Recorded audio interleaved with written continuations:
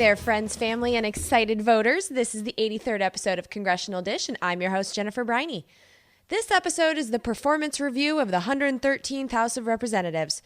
Over the course of the last 2 years and 82 episodes, I've read just about every bill that's passed the U.S. House of Representatives and summarized what was in them in this show. This episode is the story of what I found. Really what we found, because I didn't do this alone. Congressional Dish was helped by my husband, Joe, by my dad, by the dedicated corruption exposers at Represent.us. It was helped by Bryce Dilley and all of you who have sent me emails and articles via social media. I was helped by the musicians who make their music available on musicalley.com, by the other podcasters who have introduced Congressional Dish to their listeners, and most importantly, this show is only possible thanks to the dozens of individuals who have contributed their hard-earned money to Congressional Dish to keep it free of corporate advertising, because a podcast that exposes corporate influence and legislation can't be funded with corporate cash. Thank you all for your support. I truly could not have done this without you. In this episode, we look back at the 113th Congress, the House in particular, and look at their job performance as one whole. If you approve of what you hear, you can rehire them on Tuesday. And if you don't, this is your chance to fire them. Now, one thing I'd like to address before I get started with the episode is that I had to frame a lot of this story by political party, and I had to do this for a couple of reasons. One is that the House right now is run by the Republican Party. There are thousands of bills introduced to every Congress, but the party that controls the House controls what bills come up for a vote.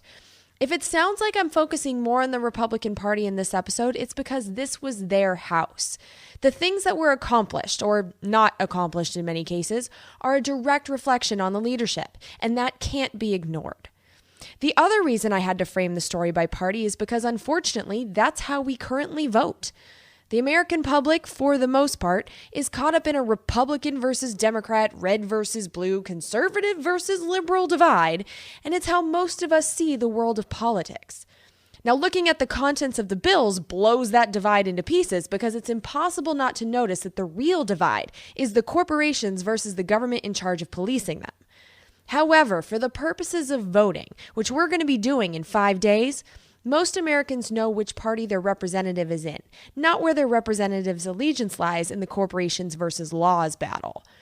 Now, while I don't believe in the red versus blue divide, while I personally choose not to participate, I can't ignore the fact that the parties exist, and the party in control matters. It just does. And so, with that said, let's get started with a review of the 113th House of Representatives. Let's get you ready to vote. No doubt about it, democracy's dangerous. Shouldn't seem so strange to us. Some might say it's just as well we live without it, and I get ashamed of us. If it's all the same, who's gonna take the blame? Who's gonna save us from ourselves? I've been digging in. You got to play the game to win. You got to open up your eyes and make a change in us. No doubt about it, democracy is dangerous. It's all the same, who's gonna take the blame? Who's gonna save us from ourselves? So the very first thing that happens in a new Congress is that the party that won the majority of the seats in the last election gets to decide who will run all the committees, and they get to make the rules. The Republican leadership, led by John Boehner, enacted a new rule that lets members use private jets with public funds. Private jets with our money. This could explain that when I periodically looked at travel reports for the House members over the last 2 years, I routinely found transportation fees for international travel costing over $25,000 per person. That could be explained by the private jets. After the new rules were established, the House started dealing with the first of many crises that marked the first year of the 113th. The 113th Congress began in the middle of the Fiscal Cliff crisis. Do you guys remember that one? For those of you who need a refresher or who never really knew what the hell was going on in the first place, the Fiscal Cliff started in the 112th Congress, which was controlled by the same Republicans who controlled the House in the 113th. These Republicans refused to increase the debt ceiling without an equal amount of cuts to government. In that summer's crisis, the debt ceiling was temporarily raised and the super committee was created, which was supposed to come up with a deal that would cut government and raise the debt ceiling for a longer amount of time. If the super committee failed, there would be automatic cuts to all parts of government, and this cut package was known as the sequester. The sequester cuts were considered to be so drastic to both domestic and war funding that the theory was that both parties would negotiate in good faith to avoid it. Well, they didn't, and the super committee failed, and the sequester was going to go into effect on New Year's Day. At the same time, unemployment insurance was about to run out, and the Bush corporate tax cuts were going to expire. The last piece of the fiscal cliff was that the debt ceiling was going to be hit in early February. In the final hours of the 112th Congress, a bill that solved some of the fiscal cliff crisis was signed into law. In the new law, the Democrats got federal unemployment insurance extended for a year. Exactly 1 year later, about 20 days after my husband's entire department was laid off, federal unemployment insurance was then allowed to expire. Now, what that meant in real life for us is that we had only 6 months of unemployment insurance to count on from the state of Massachusetts, instead of the over a year that people before us were able to get with combined state and federal benefits. We ended up moving across the country into a house that our parents owned to eliminate our rent expense, got ourselves some minimum wagers serving rich Oregonians all summer to avoid spending our savings, and that bought Joe the time he needed to find an interview for his current job. But the thing is that Joe and I are extraordinarily lucky. We have extremely flexible lifestyles, and we're fortunate enough to have an amazing family to lean on. What people with kids, people who can't just up and move, or people with less family and money are doing right now to get by, I have no idea. But anyway, the Fiscal Cliff Law was also how Republicans were able to deliver a bunch of corporate gifts and tax cuts, with the most egregious being a permanent tax loophole for multinationals, which says that they don't have to pay taxes on money that they earn in foreign subsidiaries. In May of this year, there was a big news story and lots of heat put on Apple because it was reported that Apple pays hardly any taxes to the United States because Apple funnels its money through its foreign subsidiaries. The Fiscal Cliff Bill is the reason that Apple's setup is possible. We may not like what Apple is doing, but it's perfectly legal. And now, because it's permanent, the only way to eliminate that loophole is for Congress to get a repeal signed into law. Thanks to the Fiscal Cliff Law, the Apple loophole will never expire on its own. Finally, the last win for the Republicans was that the sequester cuts to defense were pushed off until March. The last part of the fiscal cliff crisis was the debt ceiling, and it was solved, sort of, a few weeks later by the No Budget, No Pay Act, which suspended the debt ceiling until May of 2013. Now, the stupid name of this law, the No Budget, No Pay Act, would imply that it prevented Congress from being paid unless they agreed to a budget. It didn't do that, though, and Congress didn't agree to a budget at all in 2013, and they still got paid. Throughout the rest of the Congress, the debt ceiling was increased 2 more times, once more when the government reopened, and again with no corresponding crisis this past February. The next time we may experience another debt ceiling crisis will be during the 114th Congress sometime around March 2015. Now, after the fiscal cliff crisis was finally over, the House started passing bills, but not many of them. I had just started the podcast during this time, and I was finding myself scrambling for things to talk about. At this point, because so few bills were being worked on, I was nervous that I wouldn't have enough information to make this podcast valuable long term. Now, clearly, I'm glad I stuck with it. But in the spring of the first year of the 113th Congress, it was just remarkably slow in between crises. But in looking back on the bills from that time, there is one bill that it was just a bill when I discussed it in episode 11, but it since became law, and it was really interesting in light of the current Ebola fear campaign. Now, what's happening right now, because some people might not be listening to this in the week that it's being released, what's happening right now is that about 10,000 people in West Africa have been infected with Ebola, and about 5,000 of them have died. Here in the United States, we've had 9 people become infected, and 8 of them have lived. However, government officials and the ratings-baiting media are making Ebola out to be just like the contagion virus, despite the fact that it's not easily transmitted from person to person, and the majority of people who have gotten it here in the United States are just fine. Even in Africa, 5,000 deaths is sad, and action needs to be taken, obviously. But malaria kills over 500,000 Africans every year. Ebola isn't even Africa's biggest health threat. That would be mosquitoes. But the current leaders of our government, with the help of the ratings whores in the media, clearly want us to believe that Ebola in West Africa is an immediate threat to Americans in the United States right now. And what I'm trying to figure out is why.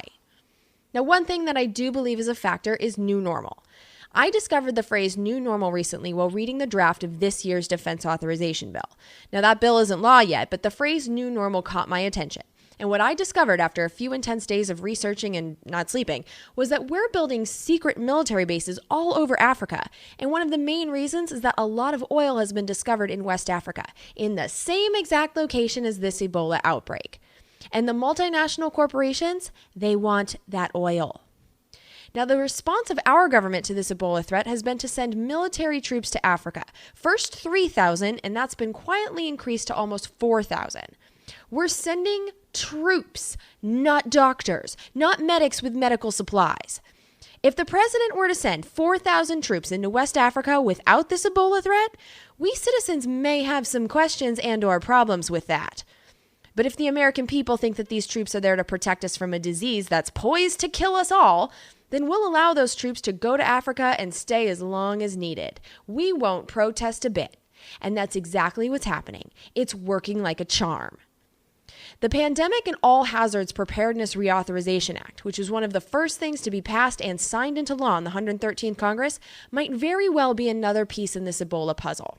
The facts tell us that Ebola is not a health emergency in the United States.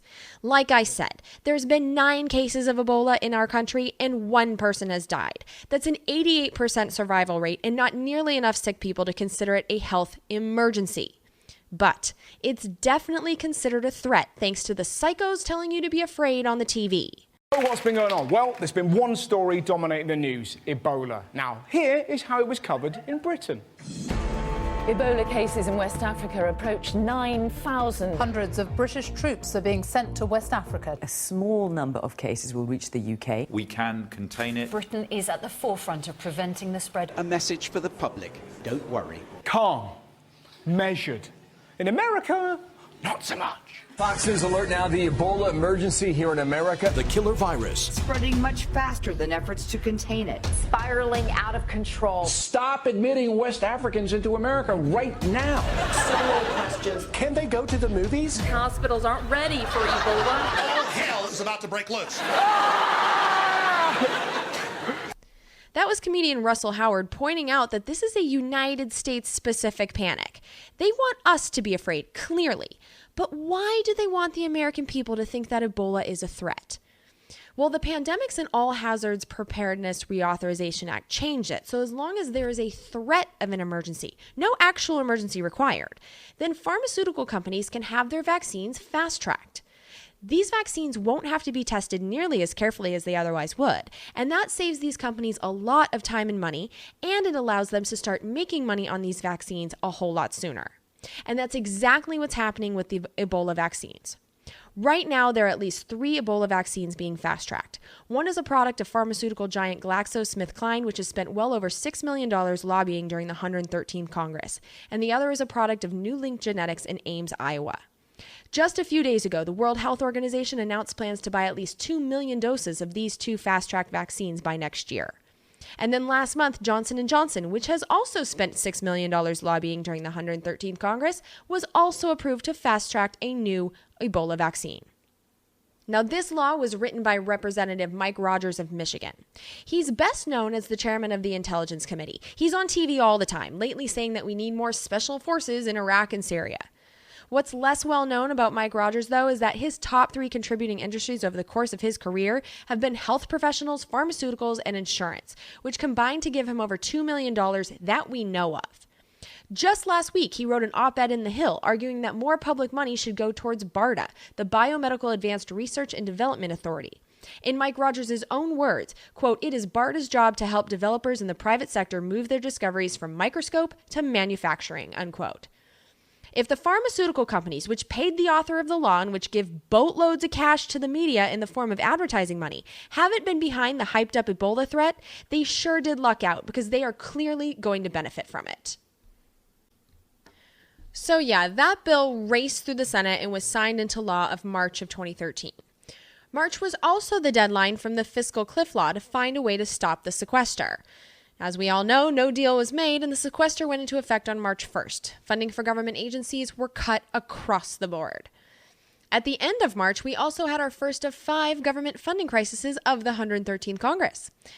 This was necessary because the 112th Congress, run by the same people as this one, didn't do their jobs correctly and had to fund the government by continuing resolution. One of Congress's main jobs is to pass 12 appropriations bills that fund 12 different parts of our government. These bills start in a committee, and then they're supposed to pass the House and the Senate. If the House and Senate have differences, they're supposed to have a conference committee to work those out, and then their compromise bills would go back for votes, pass both chambers, and be signed into law by the end of the year. In the 3 years since I've started following Congress really closely, I have yet to see this happen. Instead, the government funding deadline approaches, and both the 112th and 113th Congresses have had to pass temporary continuing resolutions, which just extend current numbers, in theory buying Congress more time to finish their job.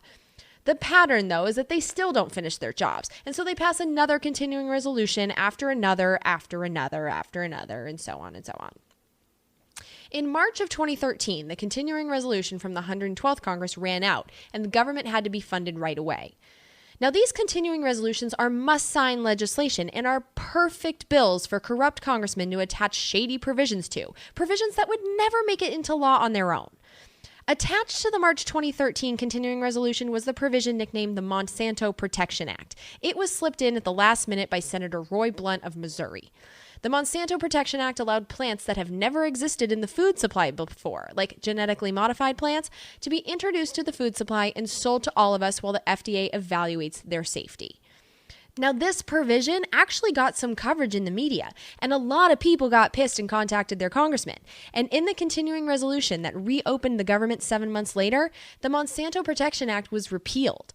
That's one of the few pieces of good news that I have from this Congress, and it's a perfect example of how simply calling and emailing your representatives can make a real difference.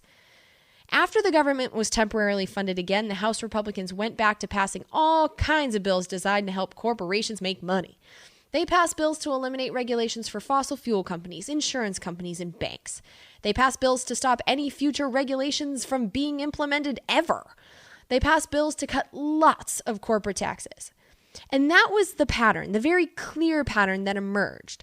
When I started this podcast, I had no idea what I would find in these bills. But it became clear quite quickly that what I would find is corporate favors, and they've been in just about every bill.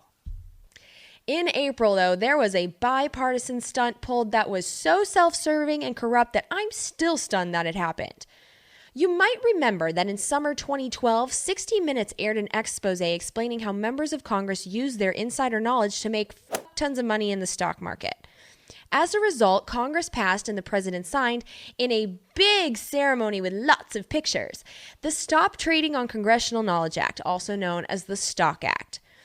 A year later, in 2013, all members of Congress, the president and the vice president, and their staffs were supposed to start reporting information about their financial holdings and trades, which would be available to the public on a searchable website. It was supposed to let us citizens, people like me, have access to information so that we could spot conflicts of interest, insider trading, or straight-up bribery if we wanted to. The website, the searchable website, was the only part of the Stock Act that had any real teeth. The government officials and their staffs were supposed to start reporting on April 15, 2013, on tax day, and S716 made sure they didn't have to. S716 exempted congressional staff members and most executive branch employees from the reporting requirements, and most importantly, it completely eliminated the public searchable website of congressional and presidential financial reports from existence. Just repealed the whole thing. The Stock Act, which was passed with a ceremony and lots of press, was quietly gutted a year later. But just as infuriating as what they did is how they did it. On Thursday, April 11th, Harry Reid passed S716 through an empty Senate by unanimous consent.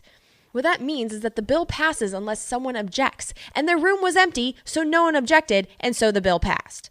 The next day, on Friday, April 12th, Eric Cantor, the slimy weasel who controlled the House schedule until he lost his primary and quit to go make millions, he passed the bill through the House in the same exact way. Kevin Yoder was the acting speaker, and Cantor got up there, introduced the bill, and passed it through the empty room by unanimous consent. The whole thing took less than a minute.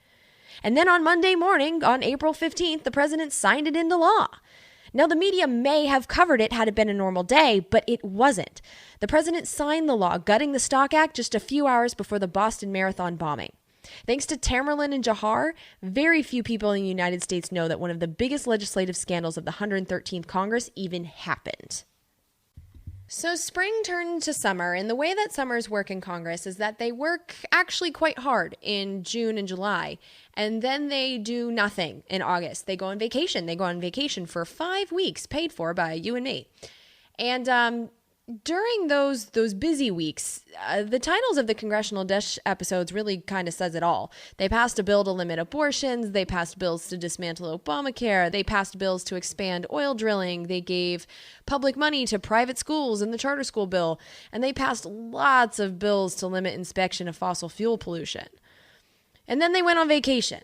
And during their vacation, during August, President Obama went on television and announced that the United States would bomb Syria in response to chemical weapons allegedly being used during Syria's civil war. Now, the president said that the goal would be to support the rebels in their fight against the Assad regime. Now, this type of announcement on television is a clear sign that the president was on his way towards unilaterally starting another war. And so what did our Congress, the co-equal branch of government charged with making sure that the executive branch doesn't do shit like that, what did our Congress do? They did nothing. They didn't even come back from vacation to debate. However, our partners in war, the British, they did come back from vacation to debate getting involved in another war, and I watched that debate on TV. Now, when I'm researching, I have a rule when it comes to sources, which is that I'll trust them until they give me a reason not to.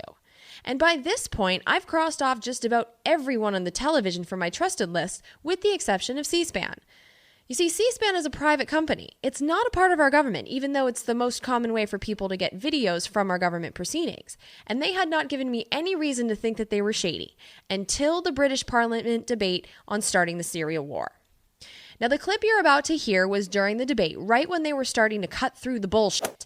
The debate was getting really good, and C-SPAN was the only outlet in the United States airing the debate live. And this is what happened while I was listening and recording the debate. I started off, Mr. Speaker, by making a reference to the First World War. And next year, we are going to be commemorating the centenary of the events of August 1914. And those events have a worrying parallel, because you had a series of actions and reactions which drew in an escalating fashion, one country after another. Nobody thought that the assassination of an obscure archduke would lead to a world conflagration. This, as Admiral Lord West has said, is a powder keg, and we should not be lobbing weapons into the heart of such combustible material. So we're going to break away from this British House of Commons debate on Syria at this point. We expect this debate to continue for several hours, with possible votes later today. Taking a look at Twitter, Democratic Congressman Alan Grayson saying, yes, C-SPAN turned it off. And what did C-SPAN air instead? What was more important than the live coverage of the only debate that would occur about the authorization to bomb another country? A rerun of an interview with the Cheney family. I shit you not. And when they cut to the Cheney interview, there was literally no other way for Americans to watch the rest of the debate, not even on the internet. You know that I tried. But even though whatever powers that be were able to cut us off from the debate, they couldn't cut us off from the surprise results of the British vote, the vote not to help the United States bomb Syria. And then without the British, the president had to back down and the Syria war would have to wait. But it had to wait in no thanks in any way to our Congress. Then, after finally returning from their summer vacation, on September 30th, we endured the worst offense of the 113th Congress, the shutdown. The shutdown was caused when the government had to be funded by September 30th, and the Republicans in the House refused to do so, unless the law that funded the government had some kind of dingleberry attached that would dismantle the Affordable Care Act in some way. The reason they had to dismantle the law right then was because on October 1st, that was the day that the exchanges would be up and running. The websites where people like me who don't work for a company can research and buy our health plans. Once the websites were up and running, they would become a lot harder to demonize because I can tell you from experience, as someone who's bought my own insurance before and after the Affordable Care Act, the exchanges are a million times better. Before the exchanges, I had to figure out which companies even offered insurance. Then I had to figure out what was covered on their company websites, which were all different. And then I found out the hard way that the fine print often said that the plans don't cover much at all. I paid $400 for a physical in 2006. But this year, when we moved to Oregon for 9 months and worked minimum wagers, we bought plans through the Obamacare website, and it was super easy. We compared plans, we knew exactly what it covered, and it took me nowhere near as much time to sign up. And now that we know that the exchanges are better, they're going to be a lot harder to take away, a lot harder to destroy. The representatives representing the insurance industry knew that they had to destroy the websites before they went online. This was their last chance. But the goal wasn't just to destroy the websites. That was just one piece of it.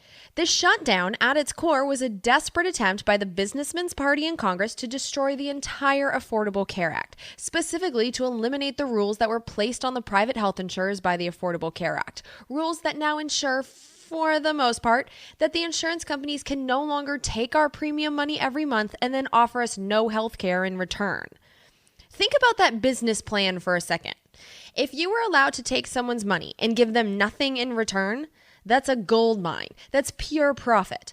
In the Affordable Care Act, by requiring the insurance companies to provide some basic health care services in return for our money, it had to have cut into the industry's profits.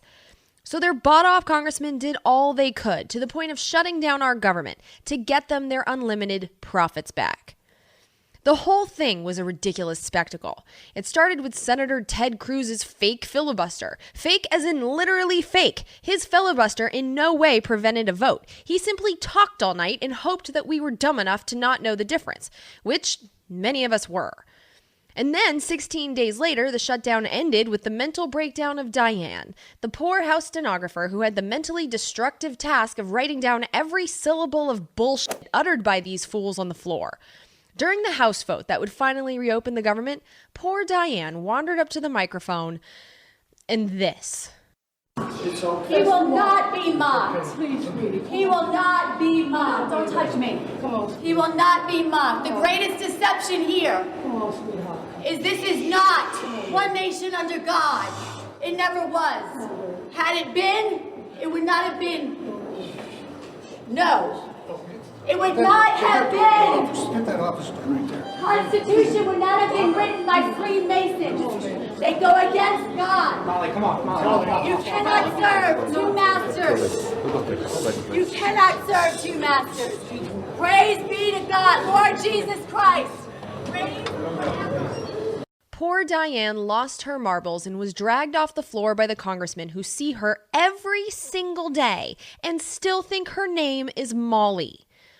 All the madness aside, though, both literal and figurative, the government was finally opened by a law that funded the government until January, suspended the debt ceiling till February, repealed the Monsanto Protection Act, and left the Affordable Care Act completely intact. The Republicans and the health insurance industry gained nothing from shutting down the government, which all premium-paying Americans should be thankful for. After the government reopened, the House got back to work passing the bills that had to be taken off the schedule while there was a giant fucking spotlight on the House of Representatives. Had they tried to pass this while the media was paying attention, the Republican Party may have never recovered. As soon as the media and the public, who were thoroughly disgusted and beyond sick of focusing on Congress after the shutdown, as soon as we all looked away, the House passed a few bills for Wall Street. One in particular was especially horrendous. I've mentioned a group called Represent.us a few times on this show. We've helped each other with research. And this bill is how we found each other. Here's Mansour Gidfar, the communications director of Represent.us. And I like the way he explained this bill in a YouTube video he posted on the day that it was passed.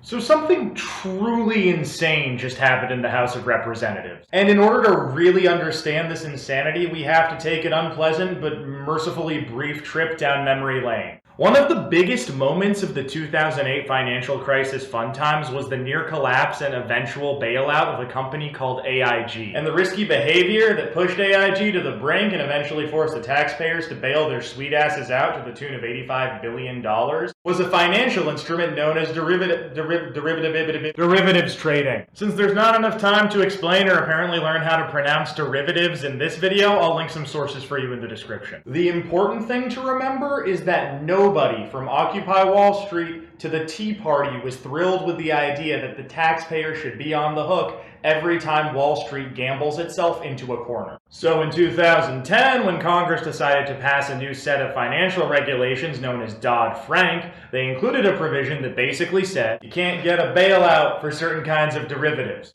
Just certain, not even all of them. And this brings us back to the insanity that I was talking about all the way 1 minute ago. Because the House of Representatives just passed a bill that would get rid of this no bailouts for derivatives rule. This didn't happen because of some massive public demand. Most Americans haven't even heard of derivatives trading, let alone ask their congressmen to deregulate it. This happened because big banks wrote this bill.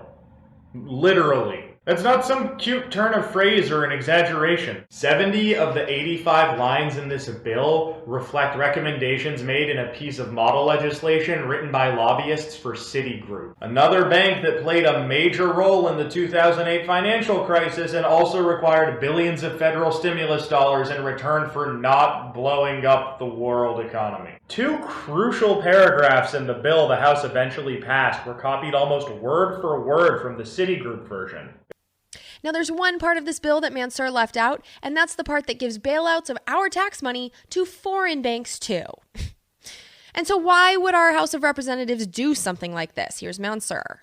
Members of the House received $22.4 million in campaign contributions from interest groups in support of this bill. That's nearly 6 times more than they received from interest groups opposed. Contribution data also shows that donors with Wall Street ties are major sources of campaign funding for the bill's sponsor and 6 of the 8 co-sponsors. Then there's House Financial Services Chair Jeb Sarling, whatever. He's the guy who helped whisk the bill through committee, and I swear this is true, spent a posh weekend partying it up with Wall Street lobbyists in Park City, Utah, on a ski vacation. They go skiing together. These congressmen pass bills like this because the Wall Street bankers are their people. They're friends. They know each other. They vacation together. It's not just about the money. They're looking out for their own. That said, though, the money is definitely a factor. The author of this bill was Republican Randy Hultgren of Illinois, and his top contributing industry for next week's election is securities and investment. He's taken over $144,000 that we know of just for this election. Over the course of his career, securities and investment is still his number one, and he's taken almost $500,000 that we know of. That's enough to buy a house. In Illinois, it's enough to buy a big house. Now, some of you might be thinking that this is a Republican Party thing, and it is. All but 3 Republicans voted for it. But get this.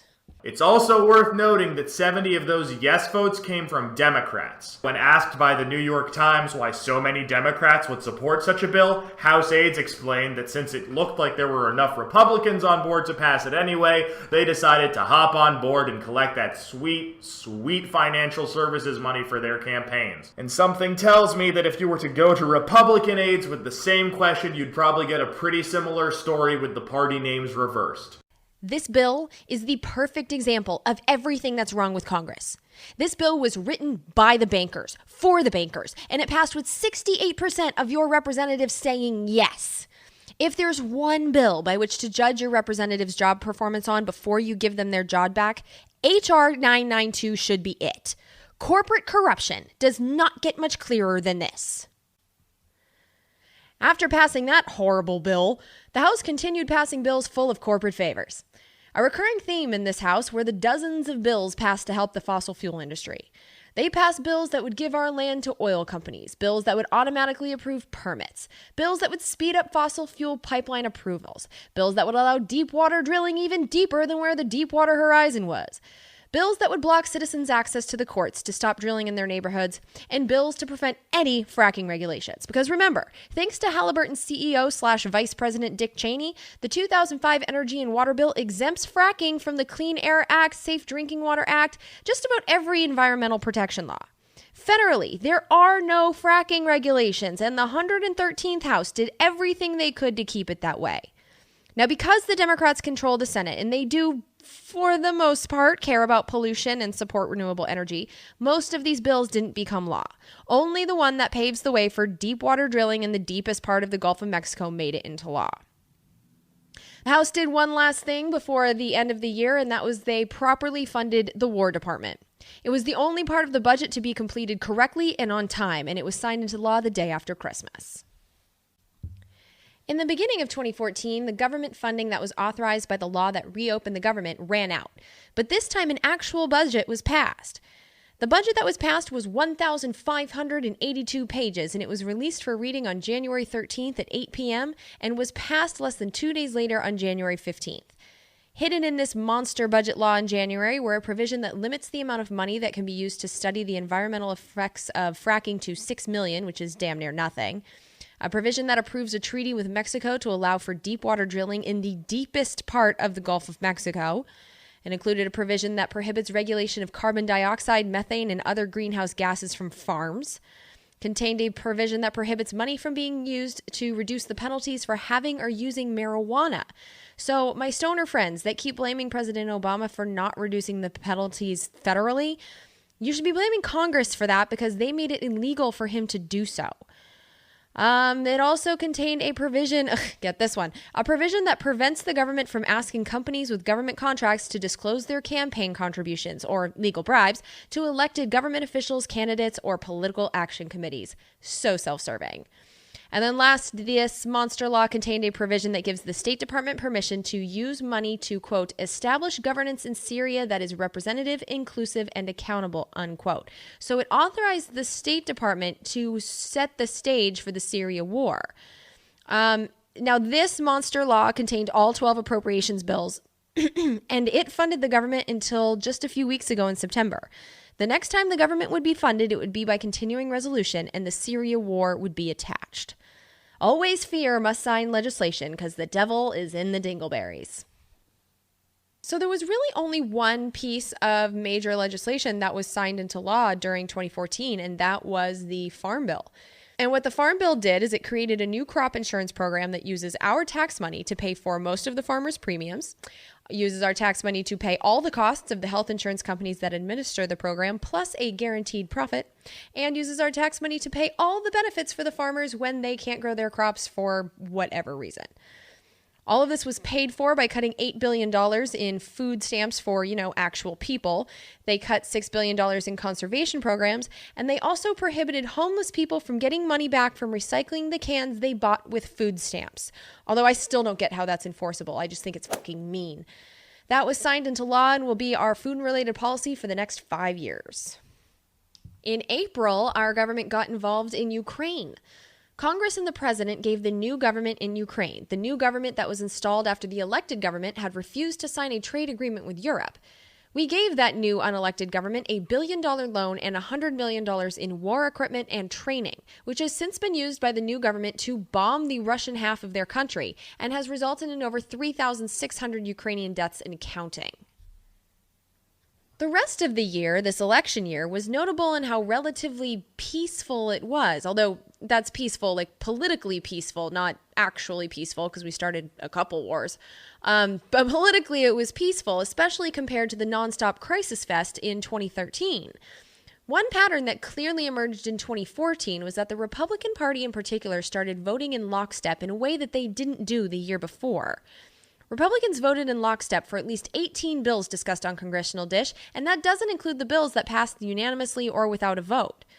Some notable bills which were passed with unanimous Republican support included the RAPID Act, which lets companies complete their own environmental studies instead of the government and automatically approves permits that takes too long.